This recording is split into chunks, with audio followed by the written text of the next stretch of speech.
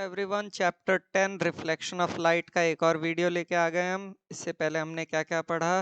Reflection of light, spherical mirrors and the terms related with spherical mirrors. और इस video में हम क्या पढ़ने वाले हैं? इसमें हम पढ़ेंगे image formation by concave mirror, uses of concave mirror, image formation by convex mirror and uses of convex mirror.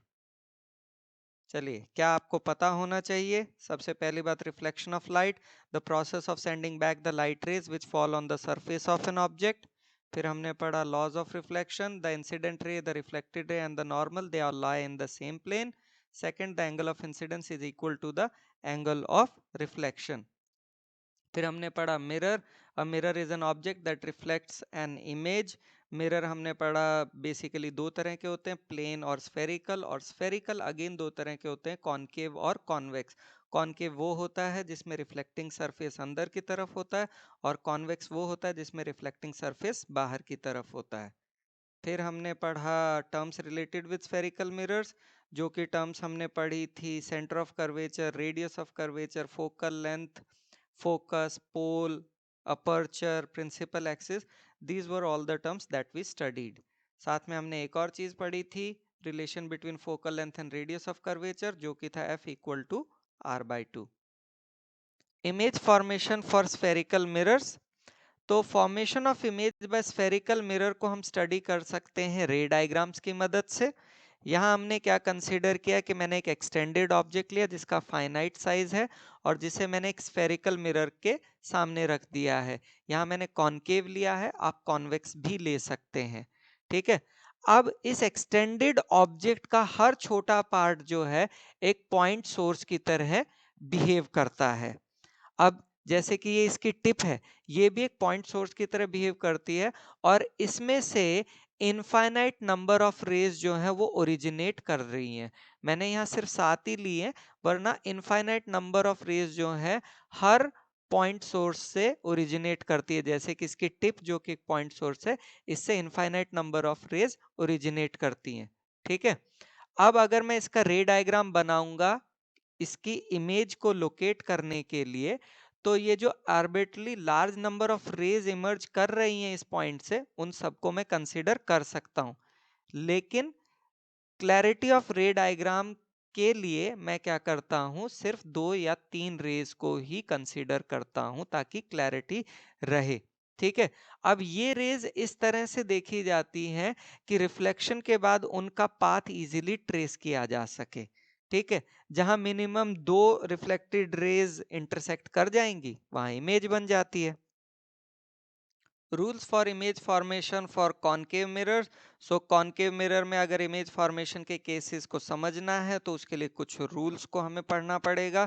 पहला रूल कहता है a ray parallel to the principal axis after reflection will pass through the principal focus. तो ये हो गया concave mirror, ये हो गई light ray parallel to the principal axis, और पहला रूल कहता है after reflection this will pass through the focus. ठीक है। अच्छा, यहाँ पे ये चीज ध्यान दो कि सेंटर से मिरर पे नॉर्मल बनाया, तो ये हो गया एंगल ऑफ इंसिडेंस, ये हो गया एंगल ऑफ रिफ्लेक्शन, और दोनों ही इक्वल होंगे लॉ ऑफ रिफ्लेक्शन के कारण। फिर आ जाते हैं दूसरे रूल पे, a ray passing through the centre of curvature after reflection is reflected back along the same path. तो ये हो गया मेरा कॉनकेव मिरर, ये लाइट रे इंसिडेंट हुई along the centre of curvature, और ये ऐसे ही रिफ्लेक्ट बैक कर जाती है। अच्छा, अब यहाँ पे ध्यान दो कि रिफ्लेक्ट बैक क्यों कर रही है, क्योंकि अभी अभी बताया था कि सेंटर ऑफ कर्वेचर से जब आप मिरर पे लाइन ड्रॉ कर रहे हो क्या नॉर्मल, और हमने क्या कहा था, अगर लाइट रे नॉर्मल पे इंसिडेंट होती है तो वैसी की वैसी ही वापस चली जाएगी। चलिए तीसरे रूल पे आ जाते हैं, a ray passing through the principal focus after reflection will emerge parallel to the principal axis. तो ये हो गया मिरर, ये लाइट रे फोकस से पास कर रही है, and after reflection it will become parallel to the principal axis. इसमें भी वही बात कि सेंटर ऑफ कर्वेचर से यहाँ हमने नॉर्मल बनाया, तो ये हो गया एंगल ऑफ इंसिडेंस, ये हो गया एंगल ऑफ रिफ्लेक्शन। चलिए आ जाते हैं चौथे रूल पे, a ray incident obliquely to the principal axis towards the point P, that is the pole of the mirror, is reflected obliquely। यानी कि ये आपका लाइट रे इंसिडेंट कर गई पोल के ऊपर, तो ये रिफ्लेक्ट बैक कर गई। यहाँ पे आपका ये बना एंगल आई, ये बना angle R. The incident ray and the reflected ray follow the laws of reflection at the point of incidence, that is at point P, making equal angles with the principal axis, यानी कि angle I is equal to angle R. फिर से loss कर लेते हैं। पहला, light ray parallel होगी तो रिफ्लेक्शन के बाद फोकस से पास करेगी। दूसरा, सेंटर ऑफ कर्वेचर पे इंसिडेंट करेगी तो वैसी की वैसी वापस चली जाएगी।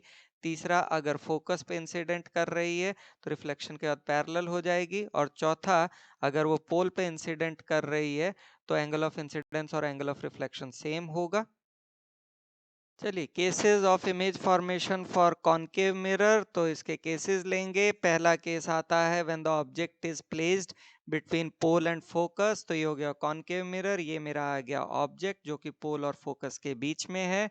ये इसकी पहली लाइट रे, ये कौन से वाली है, सेंटर ऑफ कर्वेचर वाली। तो अगर क्या रूल था, सेंटर ऑफ कर्वेचर पे इंसिडेंट होती है तो वैसी की वैसी वापस, तो वैसी ही रिफ्लेक्ट बैक कर गई। फिर अगर पोल पे इंसिडेंट हो रही है तो ये कर गई रिफ्लेक्ट बैक। यहाँ देखो ये दोनों की दोनों डाइवर्ज हो रही है तो इस साइड तो कहीं मिल नहीं सकती। बैकवर्ड एक्सटेंड किया दोनों को तो ये इस पॉइंट पे हमें लग रहा है कि ये मिल रही है, तो ये यहाँ बन गई इमेज।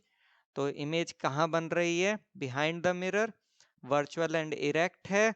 और तीसरा, लार्जर देन द ऑब्जेक्ट यानी कि एनलार्ज है। दूसरे केस पे आ जाते हैं, ऑब्जेक्ट एट फोकस, तो ये हो गया मेरा मिरर, ऑब्जेक्ट को रखा फोकस के ऊपर। ये लाइट रे सेंटर ऑफ कर्वेचर के अलोंग है तो ये वैसी की वैसी रिफ्लेक्ट कर जाएगी। दूसरा, ये लाइट रे पैरेलल है प्रिंसिपल एक्सिस के, तो after reflection this will pass through the focus. ये दोनों किसी भी साइड मैच नहीं कर रही हैं, यानी कि इमेज कहाँ बनेगी, इन्फिनिटी पे।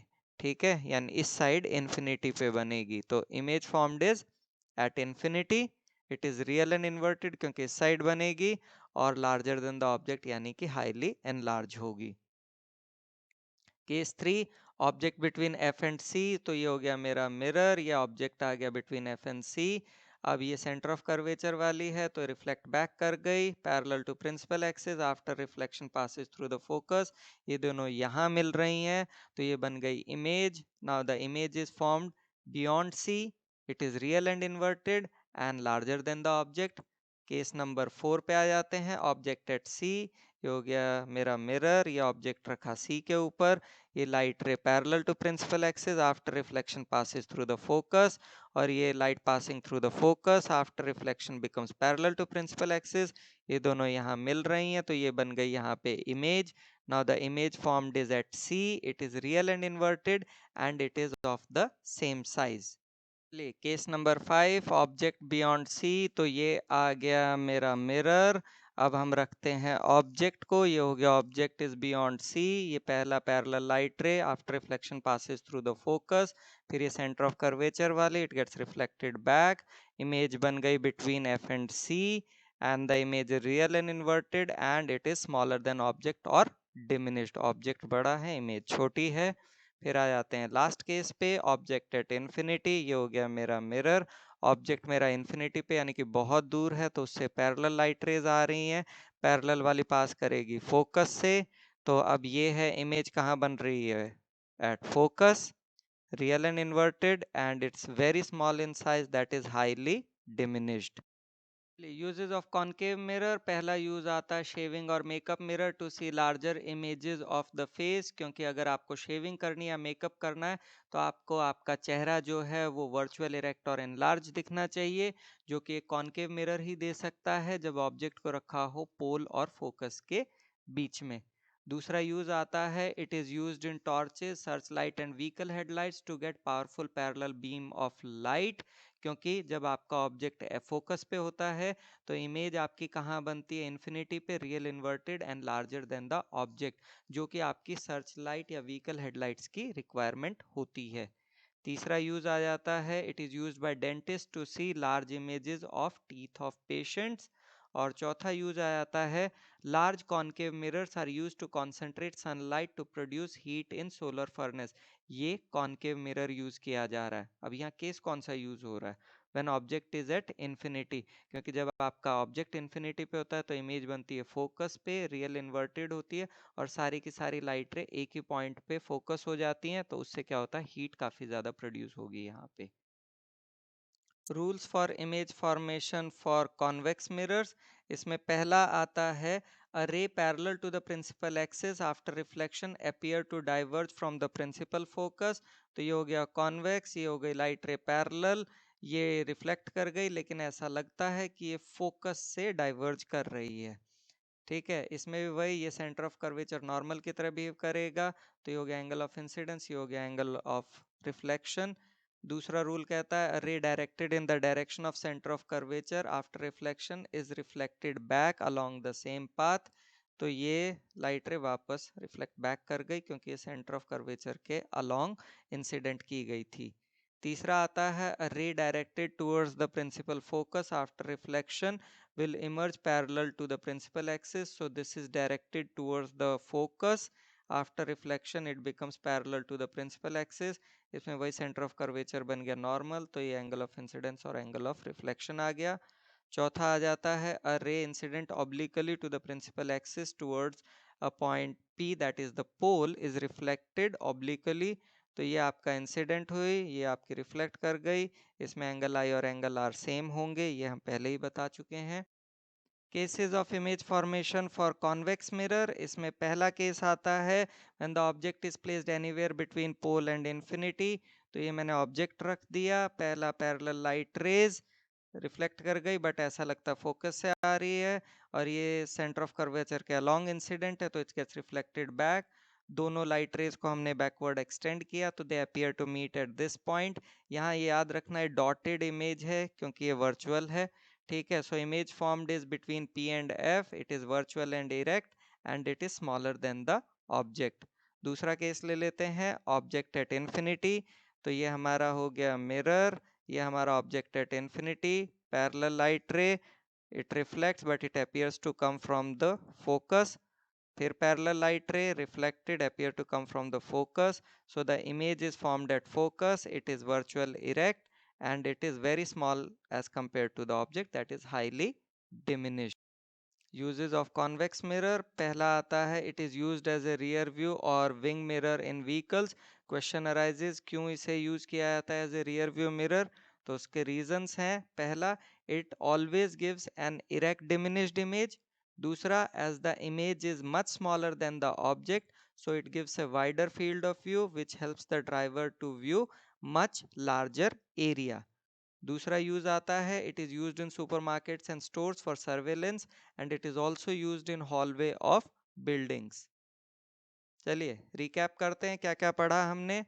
तो सबसे पहली चीज जो हमने पढ़ी थी rules of image formation, 4 rules थे। उसके बाद हमने पढ़ा image formation cases of concave mirror, उसके 6 केसेस पढ़े हमने। इसके बाद हमने image formation cases of convex mirror जो कि 2 केसेस थे। फिर हमने पढ़ा uses of concave mirror, 4 uses पढ़े। फिर हमने uses of convex mirror, 2 uses पढ़े। चलिए now is the time for NCERT questions. जो हमने टॉपिक अब तक पढ़े हैं उनसे रिलेटेड एनसीईआरटी क्वेश्चन सॉल्व कर लेते हैं।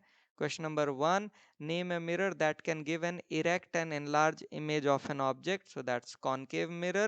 when the object is placed between pole and focus then it gives an erect and enlarged image of the object। Second question, why do we prefer a convex mirror as a rear view mirror in vehicles? Very important board question।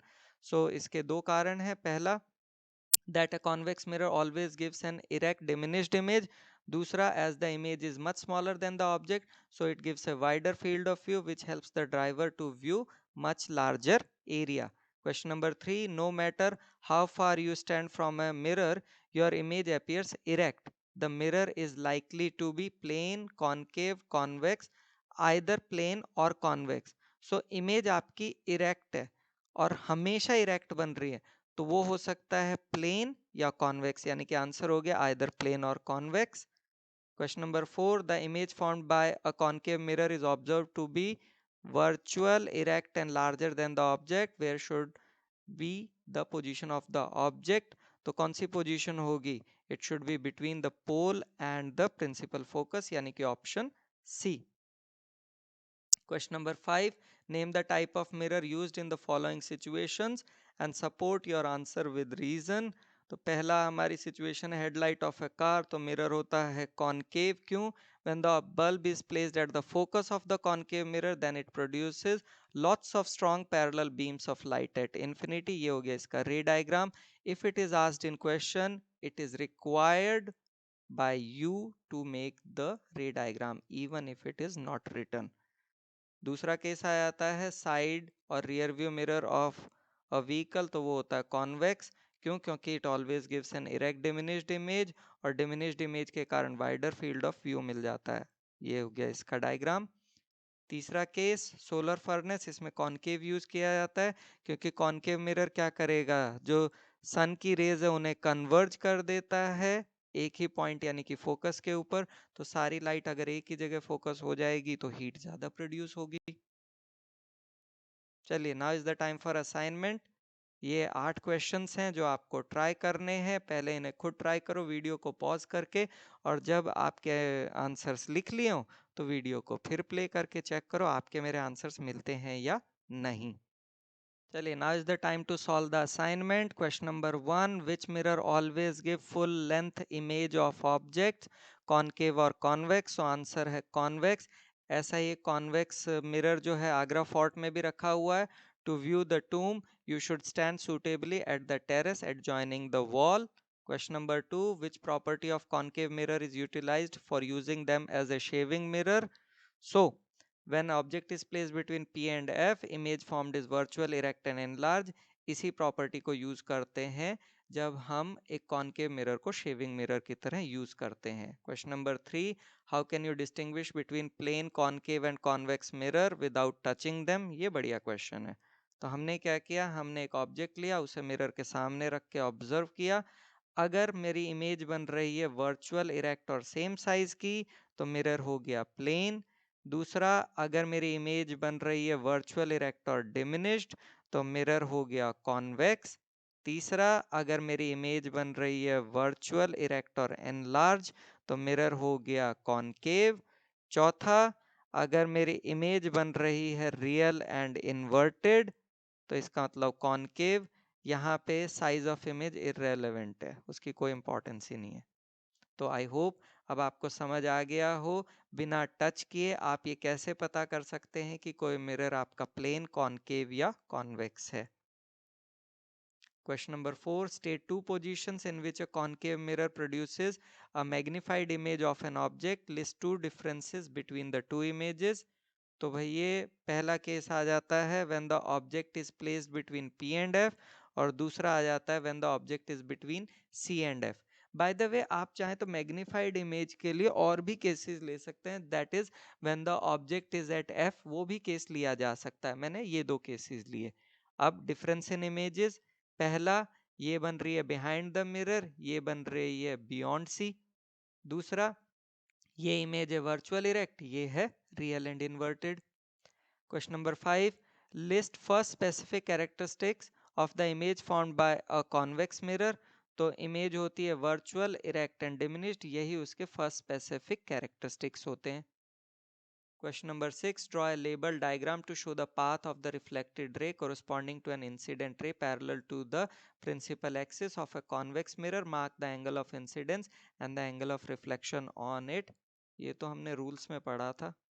तो ये हो गई incident ray, ये हमने normal बना दिया, ये आपका हो गया एंगल ऑफ इंसिडेंस, ये हो गया एंगल ऑफ रिफ्लेक्शन। और हमने कहा ही था कि पैरेलल वाली रिफ्लेक्ट करती है बट ऐसा लगता है फोकस से आ रही, तो ये बन गया डायग्राम।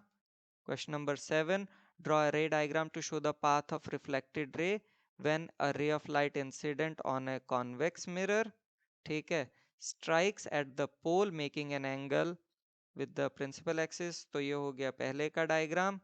और दूसरा is directed towards the principal axis, तो ये हो गया दूसरे का। प्रिंसिपल एक्सिस के अलोंग तो वो सेंटर ऑफ कर्वेचर के अलोंग भी हो सकती है और फोकस के अलोंग, तो ये दोनों डायग्राम बन गए इसमें।